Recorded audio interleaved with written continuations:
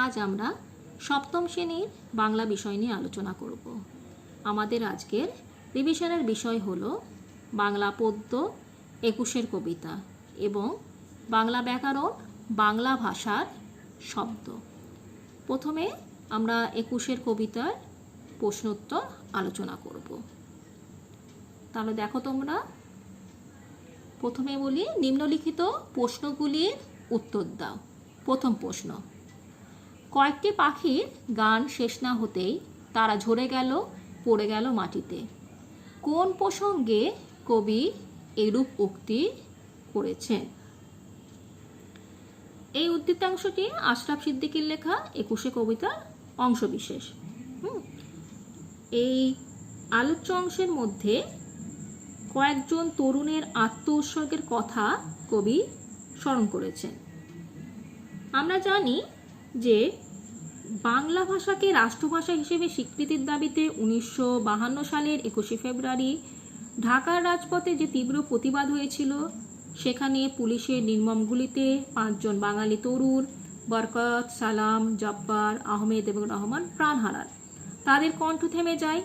তাদের এভাবে স্তব্ধ হয়ে যাওয়ার প্রসঙ্গে কবি এই উপরিক্ত পংক্তিটি বলেছেন। অর্থাৎ উদ্যোগে পূর্ব পাকিস্তানের রাষ্ট্রভাষা হিসেবে চাপিয়ে দেওয়ার চক্রান্তের বিরুদ্ধে সরব হয়েছিল বাংলাদেশের মানুষ। তাদের প্রতিবাদ আন্দোলনে পাক সেনার গুলিতে মারা যায় সালাম, বরকত, রফিক প্রমুখ তরুণ। সেই সব ভাষা শহীদদের গুলিবিদ্ধ পাখির সঙ্গে তুলনা করা হচ্ছে। ঠিক পাখিকে যেমন গুলি করলে সে যেমন ঝরে পুরো মাটিতে পড়ে যায়, সেই রকমই এই ভাষা আন্দোলনকারীদের, যখন তারা ভাষা আন্দোলন করছিল, প্রতিবাদ মিছিলে যখন তারা সামিল হয়েছিল, তখন তাদের ওপর পুলিশের সেই গুলিবিদ্ধ অবস্থা, তারাও সেই মাটিতে লুটিয়ে পড়ে তাদের প্রাণ হারিয়েছিল। কবি এই প্রসঙ্গে এরূপ উক্তি করেছেন। পরের প্রশ্ন দেখি আমরা। 2 নম্বরের প্রশ্ন হলো, সেই শোকে কালবৈশাখীর ঝড় উঠল আকাশে। কবির এরূপ মন্তব্যের কারণ কি? ভাষার অধিকার নিয়ে আন্দোলনকারীদের উপরে পাক সেনাদের যে অমানবিক নির্যাতনে বাংলাদেশের মানুষরা পুরো ক্ষেপে উঠল। আরম্ভ হলো প্রতিরোধ আন্দোলনের যুদ্ধ। সেই মরণপর সংগ্রামকে কালবৈশাখী ঝড়ের সঙ্গে তুলনা করা হয়েছে।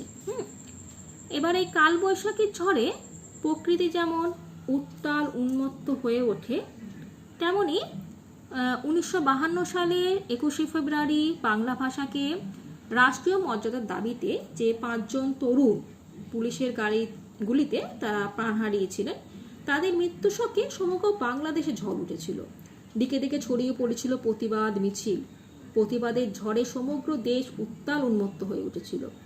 মাঠ ঘাট, হাট, বন, মানুষ সবই কেঁপে উঠেছিল এই নিষ্ঠুর হত্যালীলায়।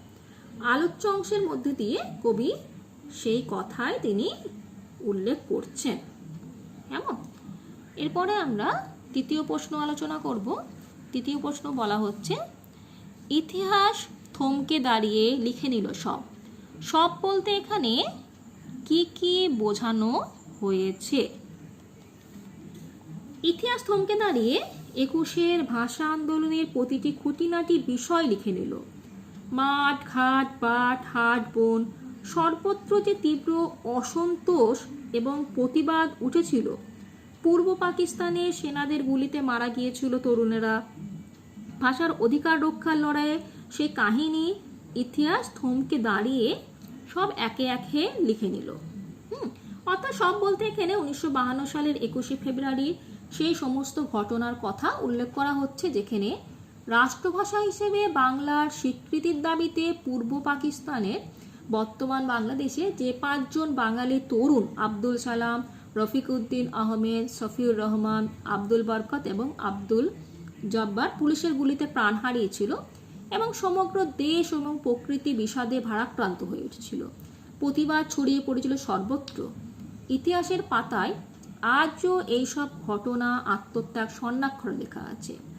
উল্লেখ্য বলা যেতে পারে যেটা যে 21 ফেব্রুয়ারি সে দিনটিকে স্মরণ করে এখনও আমরা আন্তর্জাতিক ভাষা দিবস হিসেবে পালন করে থাকি।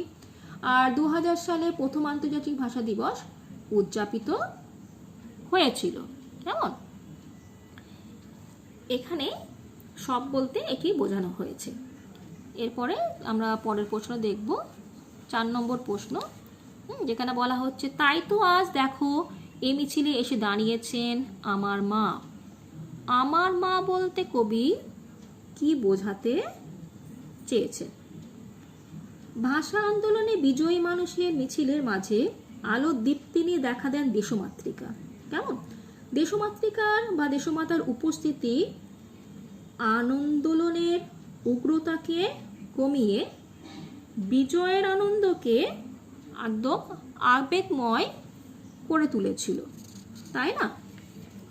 অর্থাৎ বলা যেতে পারে যে মিছিল মানে আমরা কি বুঝি? মিছিল মানে কোনো কিছুর প্রতিবাদ বা সেই অধিকার অর্জন বা জনমত গঠনের জন্য একটা অন্যতম উপায়। এই আলোচ্য কবিতায় এখানে মিছিল বলতে সেই সব শোভাযাত্রার কথা বলা হয়েছে যা মাতৃভাষার দাবিতে উচ্চকণ্ঠ, মাতৃভাষাকে রাষ্ট্রীয় ভাষার মর্যাদা দানে সংকল্পবদ্ধ। আর 1952 সালের 21শে ফেব্রুয়ারি রাষ্ট্রভাষা হিসেবে বাংলার সে স্বীকৃতির দাবিতে আয়োজিত মিছিলে 5 জন বাঙালি তরুণ পুলিশের গুলিতে কি হলো না, নিহত হয়েছিল। আর সেই আন্দোলনের ব্যাপ্তি সমগ্র পূর্ব পাকিস্তান জুড়ে দেখা দিয়েছিল। সমস্ত ভাষাপ্রেমী মানুষেরা এক হয়ে মাতৃভাষার স্বীকৃতির দাবিতে পথে নেমেছিল। মাতৃভাষা হয়ে উঠেছিল কি না প্রতিবাদের ভাষা। কবি এখানে এটি বোঝাতে চেয়েছেন। কেমন? এরপরে পরের প্রশ্ন আমরা দেখব, যেখানে বলা হচ্ছে যে কথায় কথায় কথকতা কত রূপকথা, কথকতা ও রূপকথা শব্দ দুটি কোন প্রসঙ্গে ব্যবহার করা হয়েছে? আচ্ছা, এখানে আমরা দেখব যে বাঙালি জীবনের যে পরিচয়, কথকতা, রূপকথা ইত্যাদির মধ্য দিয়ে প্রকাশ পায়।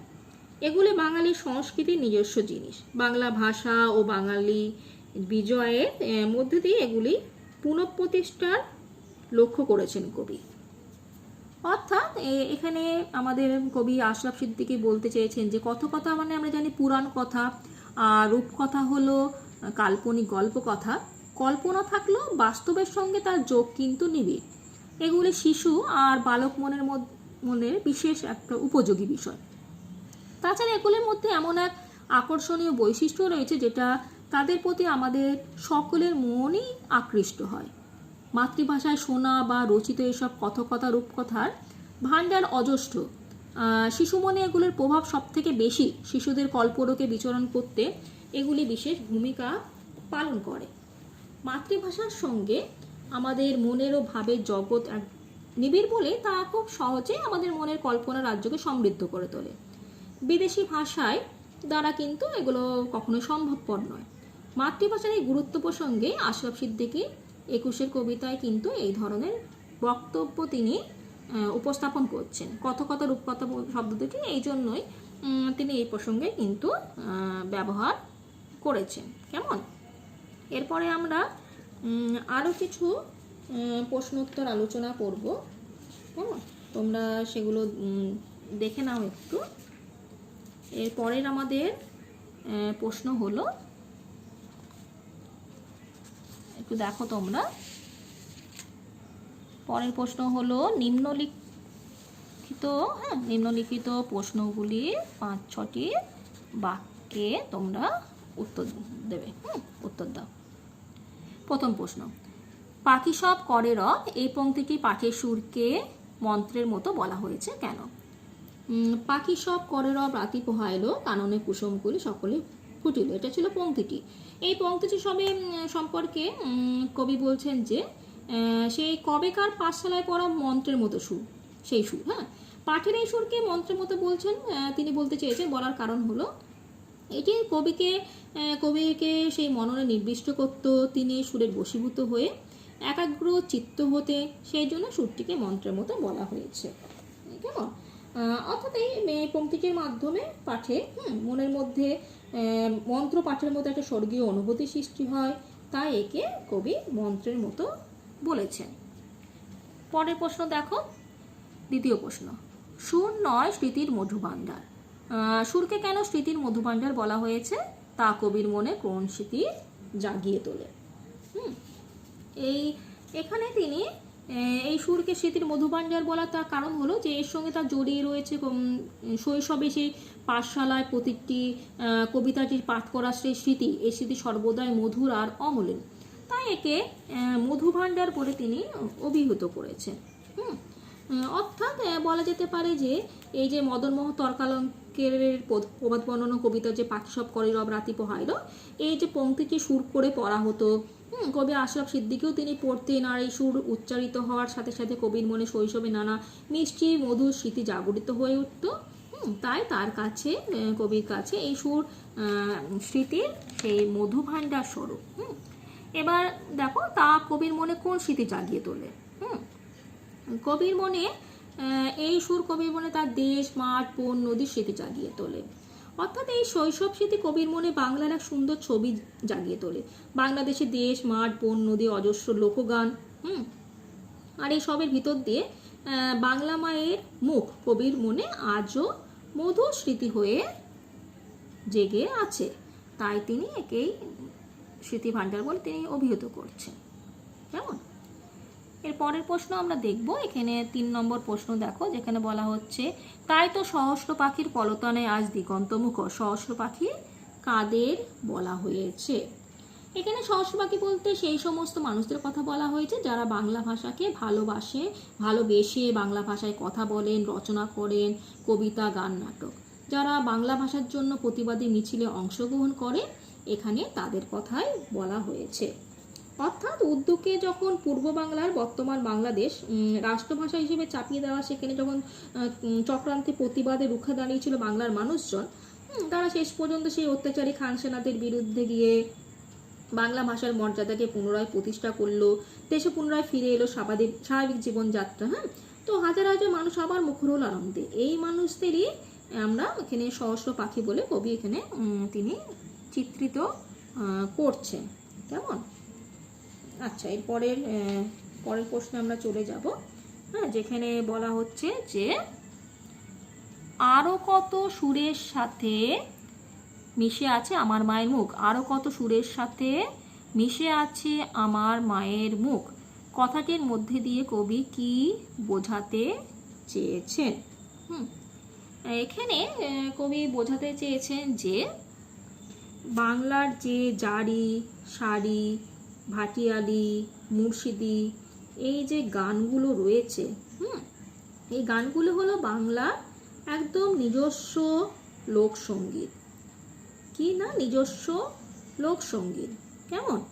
তো এই গানগুলো যেমন আমরা জানি, যেমন ভাটিয়ালি তারা কারা গান গায়? সেই বাংলাদেশে সেই মাঝিরা, সেই ভাটিয়ালি গান তারা গেয়ে থাকে। মুর্শিদি মানে হলো দেহতত্ত্ব বিষয়ক সেই সাধনা বিষয়ক গান। তো এই যে গানগুলো, এগুলো একদমই বাংলার নিজস্ব লোকসঙ্গীত হিসেবে আমরা জেনে এসেছি। তাই গানগুলোর মধ্যে দিয়ে বাংলার সেই প্রাণের সুর সেখানে বেজে ওঠে।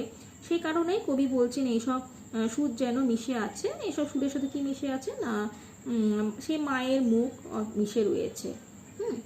আর অর্থাৎ এখানে সেই দেশমাতৃকার কথা কিন্তু বলা যেতে পারে। কেমন?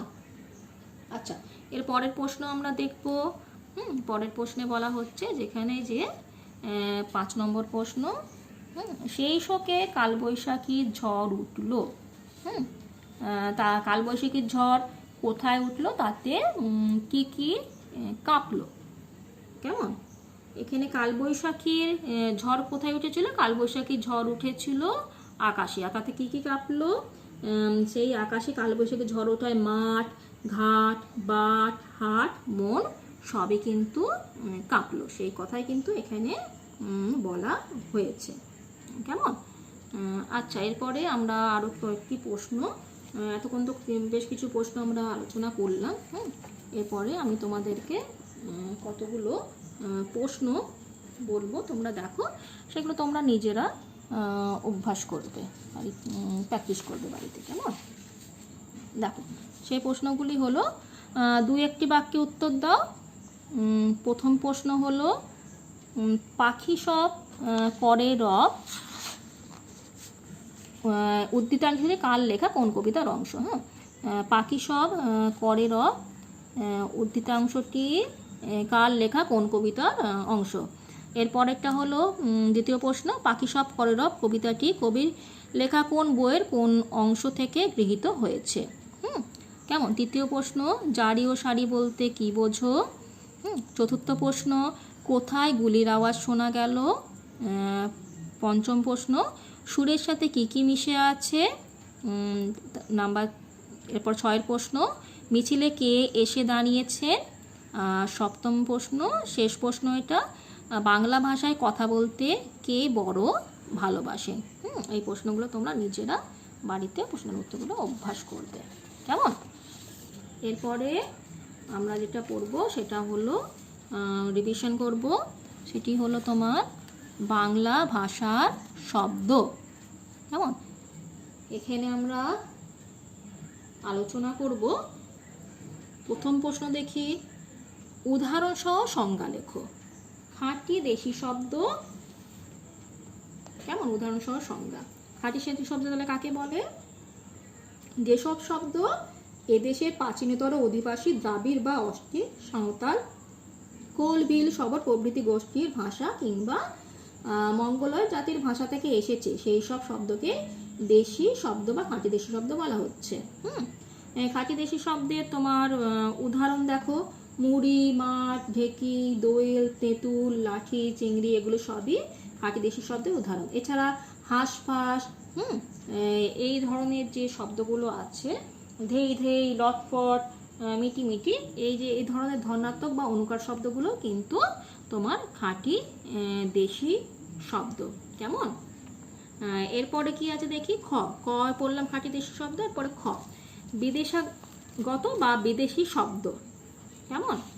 বিদেশি শব্দ কাকে বলে? সংজ্ঞা, উদাহরণ সহ সংজ্ঞা। বলা হচ্ছে, বিভিন্ন সময় বাংলাদেশের সঙ্গে বাণিজ্যিক, সাংস্কৃতিক ও রাজনৈতিক বা রাষ্ট্রীয় যোগাযোগের কারণে অজস্র আরবি, ফার্সি, ইংরেজি, ফরাসি, পর্তুগিজ, ওলন্দাজ, তুর্কি, চীনা, জাপানি, বর্মীয়, রুশ শব্দ বাংলা ভাষায় প্রবেশ করেছে। এই শব্দগুলিকেই আমরা বিদেশাগত বা বিদেশি শব্দ আমরা বলবো। কেমন? আর এই শব্দের উদাহরণ রয়েছে তোমার অনেকগুলো। বলা যেতে পারে যে যেমন আরবি থেকে এসেছে মুকুল, ফারসি থেকে এসেছে চাকরি, ইংরেজি থেকে এসেছে ডাক্তার, ফরাসি শব্দ রেস্তোরাঁ, পর্তুগিজ শব্দ বোতাম, ওলন্দাজে আছে ইস্কাপন, তুর্কির আছে বাহাদুর, জাপানি শব্দ আছে সুনামি। এইরকম বিভিন্ন বিদেশ থেকে আগত শব্দ বা বিদেশি শব্দ রয়েছে, যেগুলো আমরা বাংলা ভাষায় গৃহীত হয়েছে। কেমন? এরপরে আমরা যেটা আলোচনা করব, গ, বাংলা ভিন্ন ভারতীয় শব্দ বা প্রাদেশিক শব্দ। বিদেশি ভাষার মতো অন্যান্য প্রাদেশিক ভাষারও অনেক শব্দ বাংলা ভাষায় গৃহীত হয়েছে। এই শব্দকে বলা যেতে পারে বাংলা ভিন্ন ভারতীয় শব্দ অথবা প্রাদেশিক শব্দ। এগুলোকে আমরা তার মধ্যে দেখি কোনগুলোকে আমরা বলতে পারি। যেমন বিভিন্ন হতে পারে এর উদাহরণ, যেমন হিন্দি থেকে এসেছে এমন কিছু শব্দ, যেমন কচুরি, চিঠি, গুজরাটি থেকে তকলি, মারাঠি চৌথ, পাঞ্জাবি চাহিদা, তামিল শব্দ চুরুট, মুন্ডারি শব্দ থলি, তেলুগু শব্দ পিলে, সাঁওতালি শব্দ কম্বল। এইগুলো সবই কিন্তু বিভিন্ন প্রদেশ থেকে আগত শব্দ, যেগুলো বাংলা ভাষায় আমরা গ্রহণ করেছি। কেমন?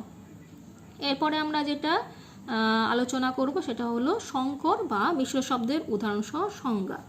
কেমন? এখানে দেখো, এখানে বলা হচ্ছে যে তৎসম তদ্ভব দেশি বা বিদেশি শব্দের মধ্যে যে কোনো এক শ্রেণীর শব্দের সঙ্গে অপর শ্রেণীর শব্দ বা প্রত্যয় ইত্যাদির যোগে তৈরি হয় যেসব নতুন শব্দ, তাদেরকেই বলা হয় সংকর বা মিশ্র শব্দ। কেমন? এই সংকর বা মিশ্র শব্দের উদাহরণ অনেকগুলি হতে পারে। যেমন তৎসম ও তদ্ভবের সংমিশ্রণে গঠিত হচ্ছে সেটা হলো তোমার বন চারাল। তারপর তদ্ভব তৎসম শব্দের সংমিশ্রণে গঠিত হচ্ছে আলো পাথার। তৎসম ও দেশি শব্দের সংমিশ্রণে গঠিত হচ্ছে জল ঢাকা। তদ্ভব বিদেশি শব্দের সংমিশ্রণে হচ্ছে জলা জমি। বিদেশি ও তদ্ভব শব্দের সংমিশ্রণ হচ্ছে হাফছুটি, বিদেশি ও বিদেশি শব্দের সংমিশ্রণ তৈরি হচ্ছে মিশ্র শব্দ। হ্যাঁ, পুলিশ সাহেব, বিদেশি প্রত্যয়যুক্ত মিশ্র শব্দ যেমন রয়েছে চালবাজ, এই ধরনের শব্দগুলো কিন্তু সংকর বা মিশ্র শব্দ। কেমন? এরপরে দেখো দ্বিতীয় প্রশ্ন যেটা রয়েছে, উদাহরণসহ তৎসম ও তদ্ভব শব্দের পার্থক্য বুঝিয়ে দাও। এটা দেখো যে এটা এইভাবে বলা যেতে পারে যে তৎ বা সে বলতে সংস্কৃত ভাষা, সম বলতে সমান বোঝানো হয়েছে। কেমন? আর যে সমস্ত শব্দ সংস্কৃত ভাষা থেকে অপরিবর্তিত আকারে বাংলা ভাষায় গৃহীত হচ্ছে তাদেরকেই আমরা কি বলছি না, তৎসম শব্দ বলছি। কেমন? সংস্কৃত ভাষা থেকে অপরিবর্তিত আকারে বাংলা ভাষায় এসে সেটি হলো তৎসম শব্দ।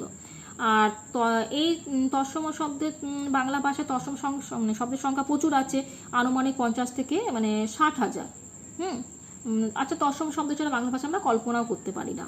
এবার তৎসম শব্দের ক্ষেত্রে তদ্ভব, এটা তৎসম নিয়ে আলোচনা করলাম। এবার তদ্ভবের ক্ষেত্রে আমি দেখি, তদ মানে সংস্কৃত আর ভব শব্দের মানে জাত বা জন্ম নিয়েছে এমন। অর্থাৎ এটা বলতে পারি যে সমস্ত সংস্কৃত শব্দ দীর্ঘ সময় ধরে ভাষাগত বিবর্তনের পথে প্রাকৃত, অপভ্রংশ ইত্যাদি স্তরগুলোর মধ্যে দিয়ে পরিবর্তিত হয়ে বাংলা ভাষার শব্দভাণ্ডারে স্থান নিয়েছে, সেগুলো হলো তদ্ভব শব্দ। আবার এই ক্ষেত্রে কোথাও কোথাও ধ্বনি লোপ পাচ্ছে, আবার কোথাও কোথাও আবার ব্যঞ্জন সংগতি বা সংযোজন হচ্ছে, অন্য ধ্বনির আগমনও দেখা যাচ্ছে কোথাও কোথাও। ধ্বনি পরিবর্তে এরকম নানা পর্বের মধ্যে দিয়ে প্রাকৃত ভাষার স্তর পেরিয়ে তদ্ভব শব্দগুলি সৃষ্টি হচ্ছে। এই হলো তৎসম আর তদ্ভব শব্দের পার্থক্য। এবার দেখো, তৎসম শব্দের উদাহরণ হতে পারে অনেক কিছু। উদাহরণ আকাশ, পর্বত, মধু, ভক্তি, সভা, স্ত্রী, ব্যক্তি, ছাত্র, শিক্ষা, সাগর, এগুলো সব তৎসম শব্দের উদাহরণ। আবার তদ্ভব শব্দ এরকম হতে পারে, যেমন মৎস্য থেকে মাছ সংস্কৃত থেকে প্রাকৃত হয়ে বাংলা ভাষায় এসেছে। কেমন? বা এরকমও হতে পারে ভক্ত থেকে ভাত, সংস্কৃত শব্দ ভক্ত প্রাকৃত ভক্ত হয়ে বাংলায় এসেছে ভাত, সেটা একটা তদ্ভব শব্দের উদাহরণ। এইভাবে আরও বলা যেতে পারে, যেমন ঘটিকা সংস্কৃত শব্দ, সেটা প্রাকৃতে ঘটিয়া, সেখান থেকে পরিবর্তিত হয়ে তদ্ভব শব্দ হয়েছে ঘড়ি। আরও রয়েছে অদ্য সংস্কৃত শব্দ, সেখান থেকে প্রাকৃতে অজ্য হয়ে বাংলাতে হয়েছে তোমার আজ। আজ হলো একটা তোমার তদ্ভব শব্দ। কেমন? এরকম পার্থক্য রয়েছে তৎসম ও তদ্ভব শব্দের। কেমন? এরপরে আমরা 3 নম্বরের প্রশ্নতে চলে যাব। এখানে বলছে তদ্ভব ও অর্ধ তৎসম শব্দের পার্থক্য উদাহরণ দিয়ে বোঝাও। তদ্ভব শব্দ বলতে আমরা এক্ষুনি আলোচনা করলাম, তদ মানে সংস্কৃত আর ভব শব্দের মানে জাত বা জন্ম নিয়েছে এমন। অর্থাৎ যেটা যে সমস্ত সংস্কৃত শব্দ দীর্ঘ সময় ধরে ভাষাগত বিবর্তনের পথে প্রাকৃত, অপভ্রংশ ইত্যাদি স্তরগুলোর মধ্যে দিয়ে পরিবর্তিত হয়ে বাংলা ভাষার শব্দভাণ্ডারে স্থান নিয়েছে, সেগুলিকেই বলা হয় তদ্ভব শব্দ। কেমন? তদ্ভব শব্দের ক্ষেত্রে আমি এক্ষুনি আলোচনা করলাম যে সেখানে কোথাও কোথাও ধ্বনির লোপ পায়, কোথাও কোথাও ব্যঞ্জন সংগতি বা সমীভবন হয়, আবার ধ্বনির আগমনও ঘটে, আবার কোথাও কোথাও ধ্বনি পরিবর্তন, এরকম নানা পর্বের মধ্যে দিয়ে প্রাকৃত ভাষার স্তর পড়িয়ে তদ্ভব শব্দগুলিকে তোমার সৃষ্টি হচ্ছে। উদাহরণ যেমন রয়েছে এখানে গাত্র সংস্কৃত প্রাকৃতে গা ও বাংলায় গা, বা ধর্ম সংস্কৃত ধর্ম শব্দ প্রাকৃতে ধর্ম হয়ে তদ্ভবতে ধাম। সন্তার প্রাকৃতিক সন্তার সংস্কৃত সন্তার শব্দ প্রাকৃতে সংতার হয়ে তোমার তদ্ভবর ক্ষেত্রে সাঁতার শব্দে পরিণত হয়েছে। কেমন? এইভাবে আরও রয়েছে তোমার সংস্কৃত শব্দ মাতৃকা প্রাকৃতে মাইয়া থেকে তোমার তদ্ভব শব্দ মেয়ে, এইভাবে পরিণত হয়েছে। কেমন? আর আমরা অর্ধ তৎসম শব্দ বলতে আমরা কি বুঝি, যে সমস্ত তৎসম শব্দ বাংলা ভাষায় অবিকৃতভাবে গৃহীত হওয়ার পরেও উচ্চারণ বিকৃতর কারণে রূপ বদলেছে, সেই শব্দগুলি হলো তোমার অর্ধ তৎসম বা ভগ্ন তৎসম শব্দ।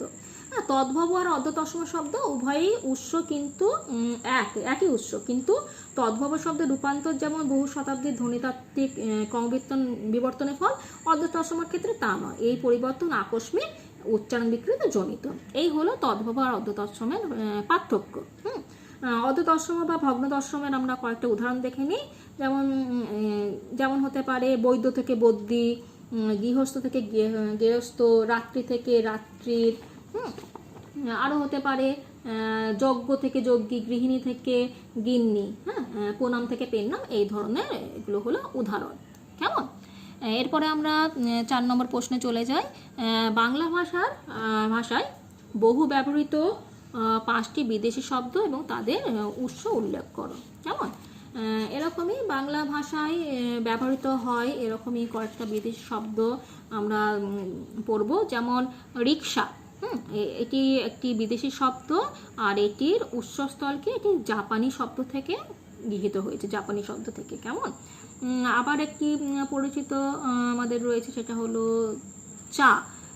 চা এটা একটা বিদেশি শব্দ, এটা চীনা শব্দ।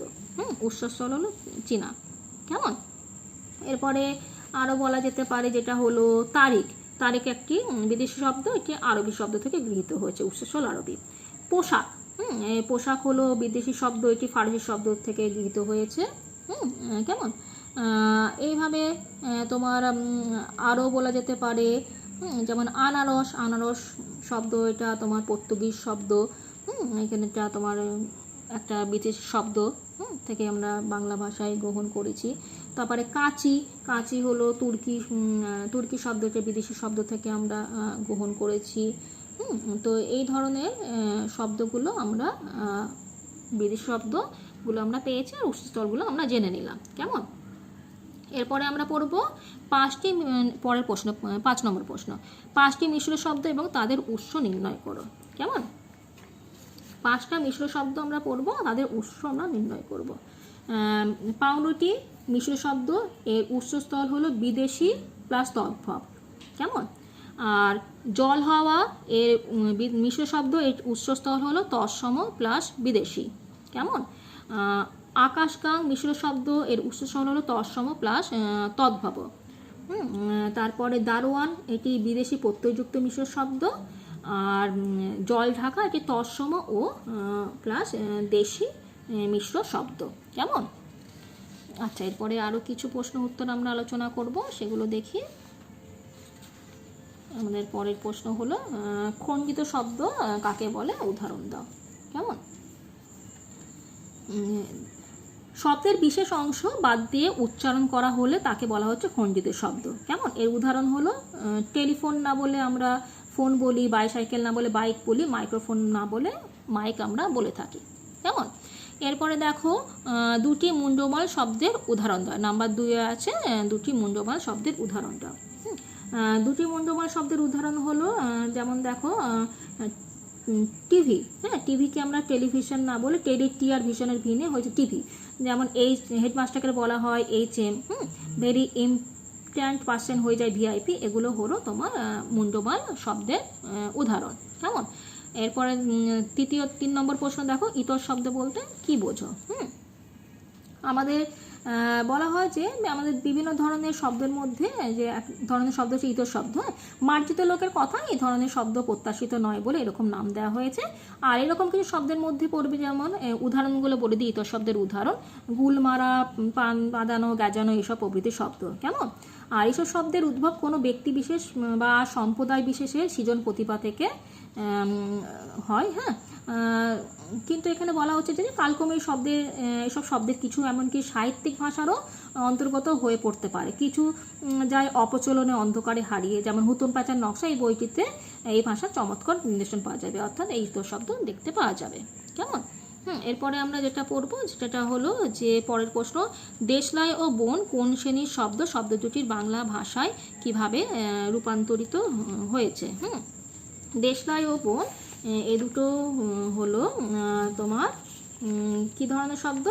এ দুটি আমরা জানি, এ দুটি হলো তদ্ভব শব্দ। এটা কিভাবে বাংলা ভাষায় রূপান্তরিত হচ্ছে দেখব। দীপশলাকা, দিবসল্লয়, দিয়াশলাই থেকে দেশলাই শব্দটি এসেছে। আর বোন শব্দ কিভাবে এসেছে দেখি। ভগিনী থেকে বহিনী হয়ে বহিন, বইন, তারপরে বোন শব্দটি এসেছে। কেমন? এরপরে আমরা পড়ব যে 5 নম্বর প্রশ্ন, দুটি প্রাদেশিক শব্দের উদাহরণ দাও এবং শব্দ দুটির উৎস নির্ণয় করো। দুটো প্রাদেশিক শব্দের কথা আমরা পড়ব এবং শব্দ দুটোর উৎস আমরা নির্ণয় করব। কেমন? দুটো প্রাদেশিক শব্দ হলো ঠিকানা আর কম্বল। হ্যাঁ, এর উৎস নির্ণয় করি। ঠিকানা শব্দটি, প্রাদেশিক শব্দটি হিন্দি শব্দ থেকে এসেছে এবং কম্বল শব্দটি সাঁওতালি ভাষা থেকে এসেছে। কেমন? এই দুটি হলো প্রাদেশিক শব্দ এবং উৎসস্থল আমি তোমাদেরকে বলে দিলাম। কেমন? এরপরে 6 নম্বর প্রশ্ন আমরা পড়ব। এখানে দেখো, এটা বলা হচ্ছে যে কোনটি কোন শ্রেণীর শব্দ নির্ণয় করো। কেমন? কোনটি কোন শ্রেণীর শব্দ নির্ণয় করো। এখানে আমরা দেখে নিই কী কী শব্দগুলো রয়েছে। এখানে আছে ঢেঁকি। প্রথমে আছে ঢেঁকি। ঢেঁকি হলো খাঁটি দেশি শব্দ। তারপরে আছে নৌকা। নৌকা হলো তৎসম শব্দ। কাঠ, তারপরে কাঠ হলো তদ্ভব শব্দ। তারপর আছে রাজপুত্র হলো অর্ধ তৎসম বা ভগ্ন তৎসম শব্দ। এটা এসছে রাজপুত্র থেকে এসেছে শব্দটা। তারপরে আছে কি না আলমারি। আলমারি হলো বিদেশি শব্দ, এটি একটি পর্তুগিজ শব্দ। তারপরে আছে ঝান্ডা। ঝান্ডা হলো প্রাদেশিক শব্দ, এটি হিন্দি শব্দ থেকে এসেছে। তারপরে আছে ডাক্তারখানা, এটি মিশ্র বা সংকর শব্দ, এটি বিদেশি প্রত্যয়যুক্ত মিশ্র শব্দ। কেমন? এরপরে আছে ফোন। ফোন হলো খণ্ডিত শব্দ। তারপরে আমরা কি দেখতে পাচ্ছি শহর। শহর হলো বিদেশি শব্দ, এটি একটা ফারসি শব্দ। তারপরে আছে কেষ্ট। কেষ্ট হলো এটা হলো তোমার ভগ্ন তৎসম শব্দ। কেমন? আর এরপরে দেখি 7 নম্বরে একটা প্রশ্ন আছে, সেটা কি আছে দেখব। কাজললতা ও শাকসবজি মিশ্র শব্দটির উৎস নির্ণয় করতে হবে। হ্যাঁ, কাজললতা তোমার একটি মিশ্র শব্দ, এটি উৎস হলো তদ্ভব প্লাস তৎসম শব্দ থেকে এসেছে। কেমন? সংমিশ্রণে গঠিত হয়েছে। আর শাকসবজিও মিশ্র শব্দ, এই মিশ্র শব্দটি তোমার তদ্ভব প্লাস বিদেশি শব্দের সংমিশ্রণে গঠিত হওয়া একটি মিশ্র শব্দ। কেমন? আচ্ছা, এরপরে আমি তোমাদেরকে কতগুলো প্রশ্ন বলবো, এগুলো তোমরা নিজেরা বাড়িতে অভ্যাস করবে। প্রথম প্রশ্ন, তৎসম শব্দ কাকে বলে? উদাহরণ দাও। দ্বিতীয় প্রশ্ন, চাঁদ এবং পাহাড় শব্দ দুটি কিভাবে তদ্ভব শব্দে পরিবর্তিত হয়েছে? তৃতীয় প্রশ্ন, দুটি ভগ্ন তৎসম শব্দের উদাহরণ দাও। চতুর্থ প্রশ্ন, পেঁপে ও কাগজ শব্দ দুটির উৎস নির্ণয় করো। পঞ্চমত, ফরাসি ও তুর্কি ভাষা থেকে আগত দুটি বিদেশি শব্দের উদাহরণ দাও। ষষ্ঠত, বিদেশি প্রত্যয়যুক্ত ও বিদেশি উপসর্গযুক্ত দুটি মিশ্র শব্দের উদাহরণ দাও। সপ্তমত, ময়ূর ও হরতাল শব্দ দুটি কী ধরনের প্রাদেশিক শব্দ? আর সবশেষে 8 নম্বরে আছে ধামা, ঠাকুর, গেরাম, রুমাল, খোকা, রেলগাড়ি কোন শ্রেণীর শব্দ তা নির্ণয় করো। আর আজ আমাদের ক্লাস এখানেই আমরা শেষ করলাম।